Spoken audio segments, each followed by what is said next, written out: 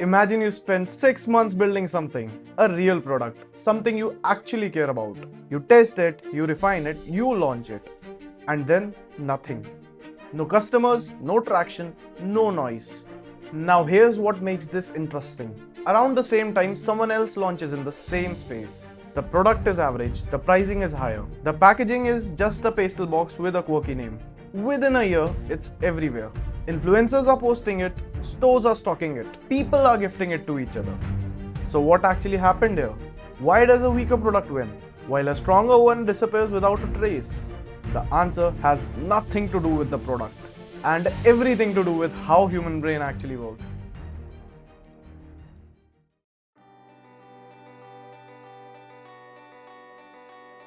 Let me show you a mistake almost every new business makes. When we study which businesses succeed, we only study the ones that survived. We look at Apple, Zomato, Boat, and we reverse engineer their choices. But here's what we never see: the hundreds of equally capable businesses that did the same thing and quietly disappeared. That's survivorship bias, and it creates a dangerous illusion.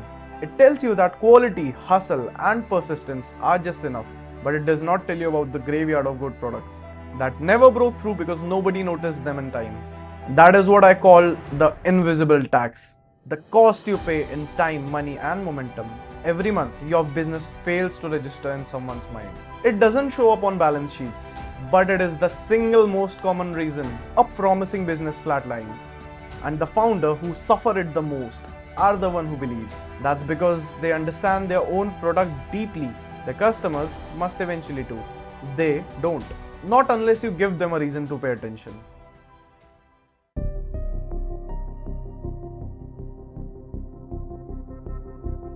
Okay, quick question. Think about the last road you drove on. Were there billboards on side? Probably yes. Can you remember even one brand? Most people can't. And the brand paid significantly for that placement. Research from MIT Social Cognitive Neuroscience Lab shows that human forms a first impression in as little as 100 milliseconds before conscious thought, before a single word is read. Neuroscientists studying brand logos with fMRI scanners found that familiar, well-designed logos triggers the same neural pathway associated with self-identity and not just product recognition. It is felt at a level below language. And this is the reason most businesses struggle. Not because the product is inadequate, because the brain's filter never let the brand through. Customers don't reject them, they simply never notice them. That is a completely different problem and it requires a completely different solution.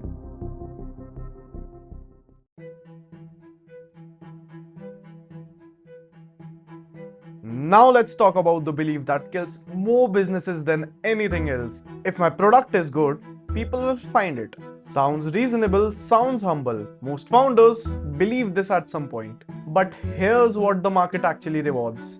Dollar Shave Club did not invent a better razor. They made a 90-second video that mocked the entire shaving industry and built a brand personality so distinct, so confident, and so specific that people forwarded it like jokes between friends. Unilever acquired them for $1 billion for a razor that was by most accounts ordinary. Oatly did not create oat milk. Oat milk existed. It was niche, functional, and forgettable. Oatly wrote the ingredients like a manifesto. They put opinions, real opinions, on the carton. They made people think that buying oat milk was a statement about who they were. Boat is the most instructive example in the market. They entered a category dominated by JBL, Sony, and Bose, brands with decades of R&D advantage. Boat did not out-engineer them, they outstoried them. Affordable, bold, and unapologetically Indian. Worn by athletes and musicians. They didn't sell earphones, they sold an identity. Generic positioning is not a neutral choice. It is a slow disappearing act. Specific, opinionated branding is not a risk. It is the only way to be remembered.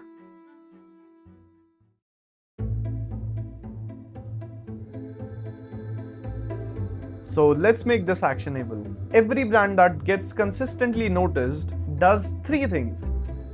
Number one, be specific. Healthy snacks is forgettable.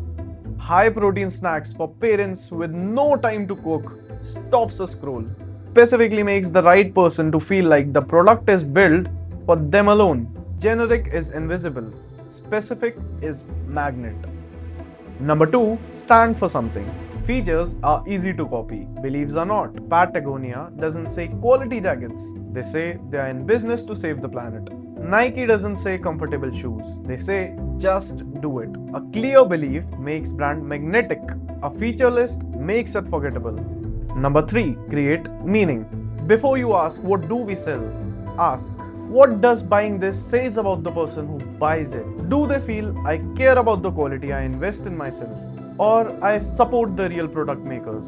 When your brand does all three, you stop competing on price and you start becoming a category of one. In a world where people are reached by thousands of messages before noon, looking the same as everyone else is as functional as not existing at all. The businesses that gets noticed are not always the best built. They are the ones that made people feel something, stood for something specific, and gave their customers a reason to say, this is for me. That reason is built long before the first sale. It all starts in the mind. I am Yash, this is Render It Studios, and if this video changed the way you think about your own brand, or even the brands around you, subscribe. Tell me in the comments what makes your business different from others in the space. And I'll see you in the next one.